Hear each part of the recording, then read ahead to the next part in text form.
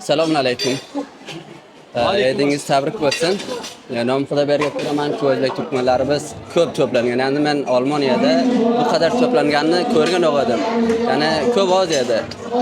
Mashallah ko'raman, jamiyat jam, lekin bu jashnni haqqiga menga biroz bilgi bersangiz, nima uchun jashn olingan edi va kimni tarafidan olingan edi?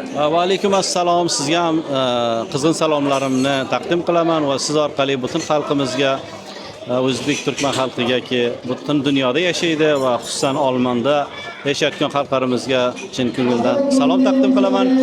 Va ko'rib turganingizdek, bugun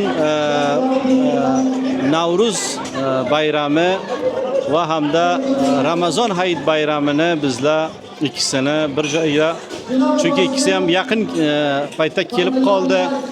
Buni bir joyga qilib bizlar tajlil qildik va bu yerga ko'rib turganingizdek yuzlarcha qavmlarimiz, opa-singillarimiz, yosh ulug'larimiz, mayda bolalar, hammalar ishtiroki bilan ko'p bir chiroyli shaklda bu majlisni bizlar doir qildik. Kim tarafdan yo'lga tashlandi, buni aytib berasizmi?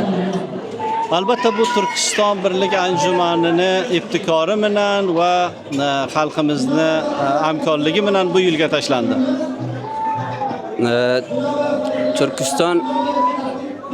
Turkiston birligiga darnayi otiki Turkiston birligi qo'yilgan.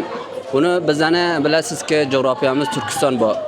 Shunga bog'lanib, ya'ni shuni bilan bir aloqasi bormi yoki buni boshqa bir matlab bilan qo'yganmi? Bilasizki, bu oldindan bu bunyod qo'yilgan ekan. Bizlar yaqin paytda masalan 4-5 oy bo'ldi Munayat rabarasiga keldik. Ammo bu Turkiston degan ma'no buki, bizni turkiy xalqlar, o'zbek turkman xalqlar bir joyga jam bo'lgan, o'zlarini borliklarini sobit qilish uchun mana shu Hamburgda bir anjuman qurshaganlar. Katta rahmat sizdan, rahmat, salomat bo'ling. Sog' bo'ling, omon bo'ling.